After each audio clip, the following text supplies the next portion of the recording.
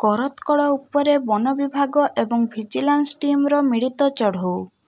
ବାଲେଶ୍ୱର ଜିଲ୍ଲା ବାଲିଆପାଳ ଥାନା ଅଞ୍ଚଳରେ ଦୁଇଟି ବେଆଇନ କରତକଳ ଉପରେ ବନ ବିଭାଗ ଏବଂ ଭିଜିଲାନ୍ସ ଟିମ୍ର ମିଳିତ ଚଢ଼ଉ। ବାଲିଆପାଳ ଥାନା ଅନ୍ତର୍ଗତ ବିଭିନ୍ନ ଅଞ୍ଚଳରେ ଅନେକ ବେଆଇନ କରତକଳ ଚାଲୁଥିବା ନେଇ ବାରମ୍ବାର ବନ ବିଭାଗ ନିକଟରେ ଅଭିଯୋଗ ହୋଇ ଆସୁଥିବା ବେଳେ ଆଜି ସକାଳେ କଟକ ଭିଜିଲାନ୍ସ, ଲଙ୍ଗଳେଶ୍ୱର ବନ ବିଭାଗ ଏବଂ ବାଲିଆପାଳ ପୋଲିସର ଏକ 30 ଜଣିଆ ଟିମ୍ ଦାନ୍ତୁଣିଦା ଏବଂ ପଞ୍ଚୁରୁଖି ଗ୍ରାମରେ ଥିବା ଦୁଇଟି ବେଆଇନ କରତକଳ ଉପରେ ଚଢ଼ଉ କରିଥିଲେ।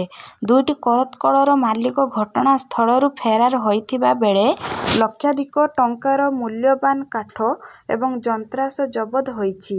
ବେଆଇନ କାଠ ବ୍ୟବସାୟ ଏବଂ କରତକଳ ବନ୍ଦ କରିବା ପାଇଁ ଏମିତି ଚଢ଼ଉ ଜାରି ରହିବ ବୋଲି କହିଛନ୍ତି କଟକ ଭିଜିଲାନ୍ସ ଡିଏସ୍ପି। ବାଲେଶ୍ୱର ଜିଲ୍ଲା ବସ୍ତରରୁ शेख अजहरुद्दीनଙ୍କ रिपोर्ट, बालेश्वर खबर। आज आमर बालेश्वर वाइल्ड लाइफ डिविजन रे एटा बालियापाल सेक्शन अच्छी। बालियापाल सेक्शन में दुईटा इलिगल समिल करतकल चढ़ऊ होती आमर बालेश्वर विजिलेंस विभाग staff plus vigilance director Cuttack staff plus Baleshwar wild life division local staff एवं लोकल पुलिस को लेकिन मिलित भाव में चढ़ाई। दुईटा टीम कराई, प्रति टीम रे 15 जन लेखा स्टाफ अच्छा सामान जंत्रपाति सब बेआईन भाव में करतकल चलूला, लाइसेंस नाला।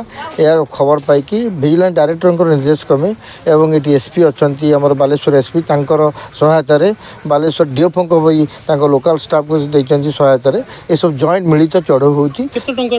ये प्रति समिल जंत्रांश निश्चित भाव 5 लाख 6 लाख टकर ऊर्ध्व हम और काठ भी 4-5 लाख टका हम। टोटाल दुईटा समिल जदि समस्त जंत्रपाति और काठ को आम आकलन करवा निश्चित 20-25 लाख टकर ऊर्ध्व हम।